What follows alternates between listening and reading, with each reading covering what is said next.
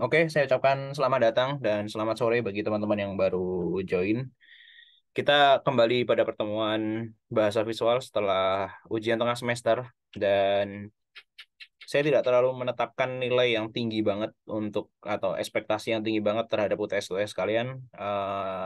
Insya Allah akan saya bawa besok minggu depan waktu kuliah offline di minggu depan di hari Selasa malam.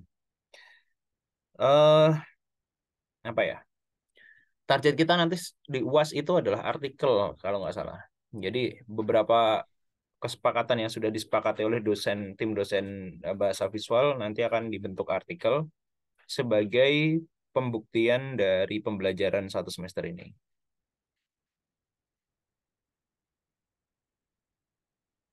Kemudian untuk hari ini kita akan belajar dulu berkaitan dengan semiotika. Saya paham bahwa sebenarnya materi ini materi usang ya. Di kajian serupa dan desain dibahas, di bahasa visual dibahas gitu kan. Yang mana banyak yang apa banyak yang tumpang tindih. Tapi belajar semiotika memang semenarik itu di desain komunikasi visual, tentu. Hal ini dilatar belakangi karena DKV akan selalu berkaitan dengan produksi tanda dan juga membaca tanda. Jadi iklan, kemudian reklame, kemudian media-media itu disatukan untuk membentuk tanda yang kemudian diinterpretasi oleh orang lain sebagai tanda. Maka semiotika menjadi penting untuk dipelajari.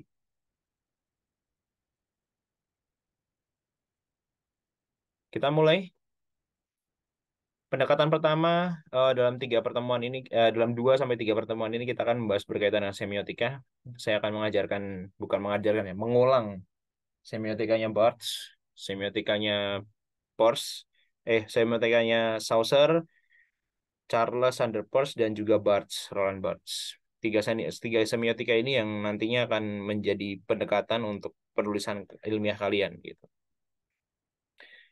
Seperti yang sudah saya bahas di depan bahwa semua yang kita lihat adalah visualisasi kita gitu. Setiap hari kita melihat tanda atau signs. Kalian di kereta, kalian di jalan, semua memiliki tanda, semua memiliki penanda, semua memiliki persepsi masing-masing, semua memiliki sensasi yang sama. Jadi yang warna merah ya warna hijau, tapi persepsi akan selalu berbeda. Nah, pembahasan terkaitan dengan tanda itu didefinisikan sebagai segala sesuatu yang memiliki makna antara relasi konkret dan abstrak gitu. Apa yang dimaksud dengan relasi konkret dan relasi abstrak? Relasi yang konkret itu adalah yang nyata, yang bisa terlihat oleh panca indera. Kalau dalam bahasa kita sebelum UTS disebut sebagai sensasi. Dan yang abstrak, yang tidak berbentuk, yang juga apa ya beride lah. Ya, biasa kita kita sebut pada sebelum UTS sebagai persepsi. Jadi yang konkret itu yang nyata, yang langsung dirasakan dan semua orang berkata iya itu sama, itu benda ini, benda A, itu namanya relasi yang konkret gitu. Yang sifatnya fisik bisa dipersepsi indera kita dan mengacu pada sesuatu di luar dari tanda, kata Peirce. Atau antara penanda dan petanda, signifier dan signified. Roland Barthes yang juga dia apa namanya menginspirasi uh, pem- analisis semiotika yang hari ini kita gunakan. Dan definisi tanda oleh Saussure adalah relasi antara komponen tanda dan pengguna di masyarakat atau dikatakan sebagai semiologi. Ilmu-ilmu yang berkaitan dengan tanda. Jadi sebelum Saussure adakah orang yang membahas berkaitan dengan tanda? Ada sebelum Saussure. Yang paling tua Saussure ya. 1857 gitu, 1913.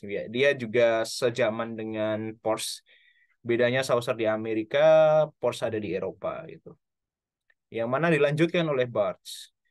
Apakah sebelum Saussure atau sebelum Peirce itu ada? Ada. Pembahasan tentang tanda ini sebenarnya sudah dibahas juga di Plato gitu kan.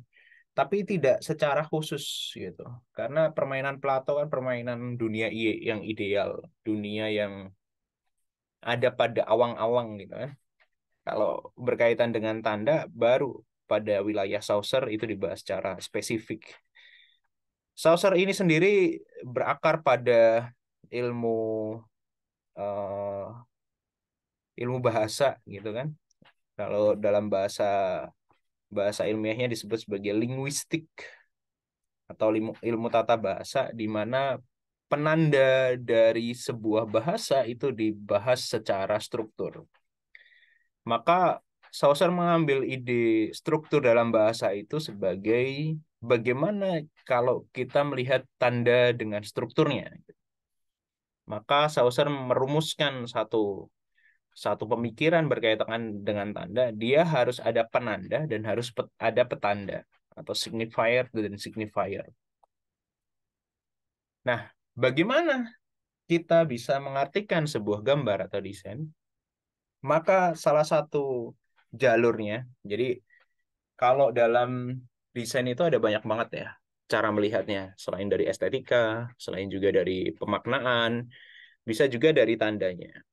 Nah, ke wilayah tanda itu memerlukan semiotika yang disebut sebagai ilmu yang mempelajari tentang tanda atau pengkajian tentang tanda.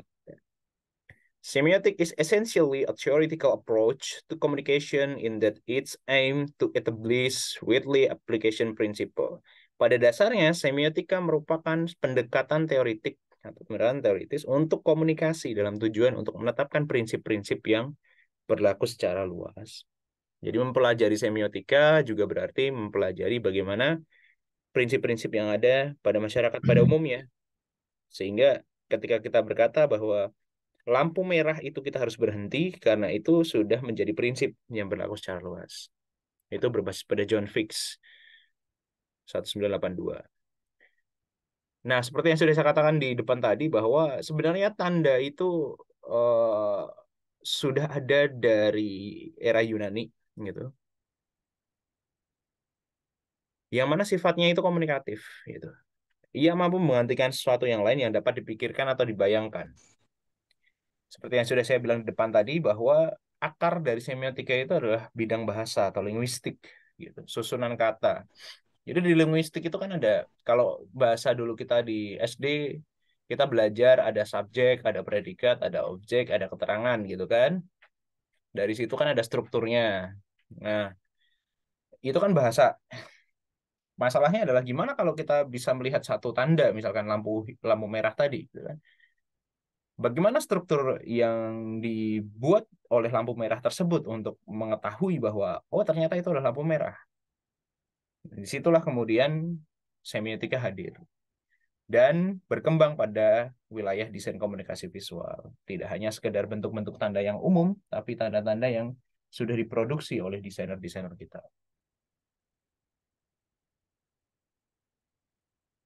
Ada tiga konsep dasar semiotika gitu dalam C.W. Morris. Ini C.W. Morris namanya. Yang pertama adalah sintaktik, yang kedua adalah semantik, dan yang ketiga adalah pragmatik. Konsep dasar semiotika ini juga diambil dari perspektif bahasa juga, yaitu sintaktik merupakan studi tentang struktur dan relasi tanda. Kalau dalam bahasa berarti relasi bahasa, di mana dia analisisnya ada signifier dan signified, ada denotasi konotasi, ada metafora metonimi. Kemudian ada semantik, studi tentang makna tanda. Jadi perlu dipahami bahwa sintaktik itu struktur dan relasi.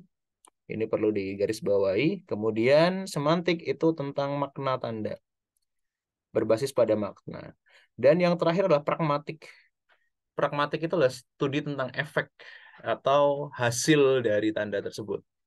Bagaimana masyarakat bisa memahami tanda, bagaimana kebudayaan terpengaruhi oleh tanda, dan lain sebagainya. Di semantik, makna tanda ini ada makna denotasi, makna konotasi, dan mitos. Ini pemikirannya Barthes.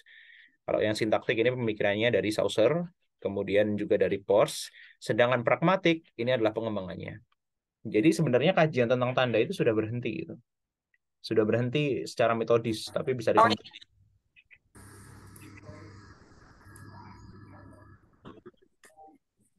Nah, tiga bidang studi semiotika ya. Yaitu ada, jadi membaca tanda itu nggak hanya sekedar tanda dan maknanya, tapi bisa dari tanda itu sendiri. Yang pertama, berbagai tanda berbeda menyampaikan makna, cara tanda itu mengadat, kemudian terkait dengan manusia yang menggunakan. Yang kedua adalah kajiannya bisa berbasis pada kode atau sistem yang mengorganisasikan tanda. Kode yang dikembangkan untuk memenuhi kebutuhan suatu masyarakat, budaya, dan mentransmisikan melalui sarana komunikasi. Seperti kode Morse, kode perang, kode apa, ya macam pacaran gitu. Ngode tapi nggak tahu kodenya. Ngode tapi nggak tahu kodenya apa kan. Jadi bingung kan sebenarnya. Arahnya mau seperti apa. Dan yang ketiga adalah tanda pada wilayah kebudayaan tempat kode dan tanda bekerja. Tergantung pada kode-kode dan tanda-tanda itu untuk keberadaan dan bentuknya sendiri. Jadi bidang studi semiotika ini bisa kalian gunakan untuk mencari objek-objek tanda apa yang sebenarnya menarik untuk kalian kaji. Karena hal tersebut merupakan sesuatu hal yang ya akan digunakan sampai nanti di akhir semester gitu. Contoh, tiga tanda yang berbeda makna gitu kan. Ada tanda oke, ada tanda diputar, ada tanda oke, dan lain sebagainya. Ada tanda kalau ngomongin kan yang kedua itu kan oh fit atau oh pantas dan lain sebagainya. Tapi apakah itu semua oke? Enggak juga gitu. Nah, tanda ini juga dikonstruksikan pada wilayah-wilayah apa namanya? Wilayah-wilayah yang tidak hanya sekedar berbentuk dari visualnya saja, tapi juga wilayah-wilayah yang apa yang disepakati di masyarakat. Disitulah kemudian tanda mampu memberikan konstruksi berpikirnya sebagai sesuatu hal yang bermakna. Artinya begini, apabila kita melihat bagaimana sebuah tanda itu didefinisikan pada wilayah semiotika, maka kita akan melihat cara komunikasi dari tanda tersebut. Contoh, ketika kita menganalisis ini analisis yang dikemukakan oleh eh, siapa namanya? Dosen isi Jogja, Sumbotinarbuko, ya, Ignatius Sumbotinarbuko.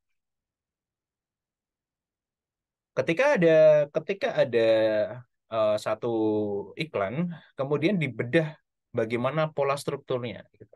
Bagian kiri adalah pembedahannya, bagian kanan adalah eh, apa namanya baliho atau objek yang dikaji. Di mana ada kode yang merupakan seperangkat aturan pengomunikasian tanda sehingga pesan dapat dikomunikasikan dari diri seseorang kepada orang lain. Jadi kode ini dipecahkan dengan cara melihat strukturnya dulu. Nah, desain sebagai tanda merupakan alat komunikasi yang ditemukan dalam karya artefak berupa karya seni, gambar, dan lain sebagainya. Kita juga bisa lihat bagaimana tanda gerak atau isyarat, lambaian tangan, kemudian tanda bunyi, tanda tulisan, tanda gambar, yang mungkin juga tanda kode dari pacar kalian, gitu kan ya. Mungkin kalian nggak paham. Saya pun juga kadang mikir, kok nggak peka terhadap kode gitu. Padahal kita nggak tahu kodenya. Mungkin perlu komunikasi gitu kan. Nah, tanda sebagai elemen desain membentuk persepsi visual. Jadi dari sensasi yang dihasilkan pada elemen desain yang ada pada sekitar kita, itu akan membentuk persepsi visual. Persepsi visual dapat dimaknai secara verbal dan nonverbal. Verbal itu apa yang terucap, nonverbal itu yang tidak terucap. Disitulah kemudian kita bisa tahu bahwa persepsi visual verbal merupakan rangkaian kata atau kalimat yang menentukan persepsi visual. Primary effect mengarahkan penilaian selanjutnya, sedangkan kata-kata tertentu atau central head traits mengarahkan seluruh penilaian. Solomon Ach ngomongnya. Contoh karyanya komik strip yang ini. Istri kok belain, oh tidak belain suami sih gitu. Itu kan kita di bayangan kita mereka kayak berdiskusi gitu kan. Itu yang disebut sebagai persepsi visual yang verbal gitu. Di situ kok terjadi keributan, di situ terjadi diskusi dan lain sebagainya. Nah, sedangkan visual nonverbal menurut ahli psikologi sosial merumuskan adanya fungsi kognitif atau ideasional untuk menyajikan pesan-pesan representasional, yaitu proses penyampaian informasi atau gagasan dengan melibatkan penciptaan pesan atau teks yang terlepas dari komunikator. Representasi pesan secara visual juga dapat dipersepsikan melalui pendekatan struktural dari teori komunikasi nonverbal. Nah, ada teori Abne, Ainsworth, dan Ralph Smith menganalisis bentuk-bentuk komunikasi nonverbal didasarkan pada 3 studi, yaitu kinestetik, kinesik, studi mengenai pesan yang disampaikan atau melalui bahasa tubuh, body language gitu. Ada presentasi facial, yaitu penggambaran ekspresi wajah, presentasi postural, penggambaran postur secara keseluruhan tubuh. Jadi bisa kita lihat dengan seperti pada soal di UTS kemarin, sebenarnya ada apa namanya, ada presentasi secara postural yang mukanya ditutup gitu kan. Berkaitan dengan gambar ini juga terlihat sebenarnya dia sedang merasakan apa. Kemudian gambar seperti ini, secara struktur tubuh yang tidak ada kata-katanya kita bisa mendeskripsikan. Sama seperti soal terakhir di UTS kemarin gitu. Nah, dalam presentasi facial dan postural ini sebenarnya terdapat pesan artifaktual, yaitu pesan yang diungkapkan melalui penampilan tubuh, pakaian atau aksesori yang biasa menyertai tubuhnya dalam bentuk visual. Ada dari aksesorinya juga bisa dipakai seperti bagian kanan ini, itu seperti Harajuku, atau pesan penunjuk artifaktual yang lain gitu. Ada bentuk tubuhnya, ada pakaian, ada kosmetik yang dikenakan, dan lain sebagainya. Kemudian setelah kinetik yang tadi, kita masuk ke proxemic gitu, yaitu studi tentang ruang, yaitu studi mengenai pesan yang disampaikan melalui visual ruang. Dalam semiotika ruang, ada 3 elemen penting dalam proxemic adalah ruang, waktu, dan objek.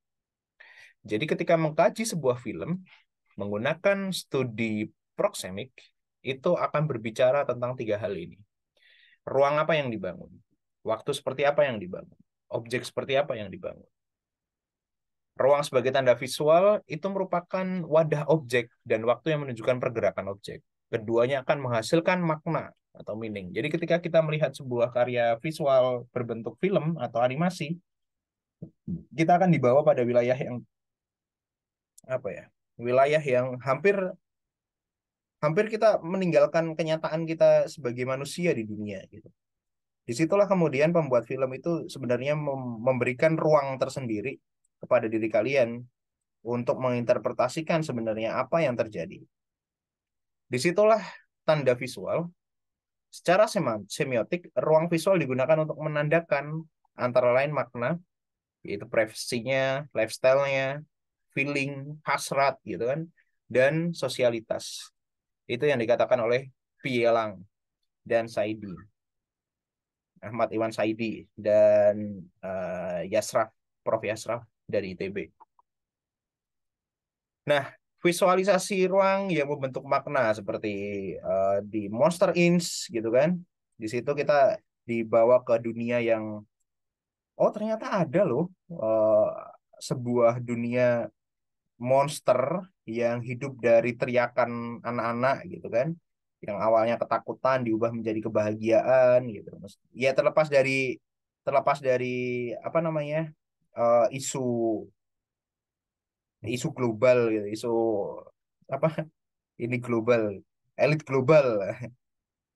Dan juga ada Finding Nemo yang bercerita berkaitan dengan bagaimana pencarian terhadap anaknya atau ikan si Nemonya yang mengalami banyak petualangan gitu. Mau dari Finding Nemo pertama ataupun kedua memiliki cerita yang cukup representatif yang membentuk ruang sebenarnya, membentuk dimensi waktu, dimensi ruang yang bahkan tidak kita bayangkan sebelumnya. Dan itulah menyenangkannya belajar semiotika.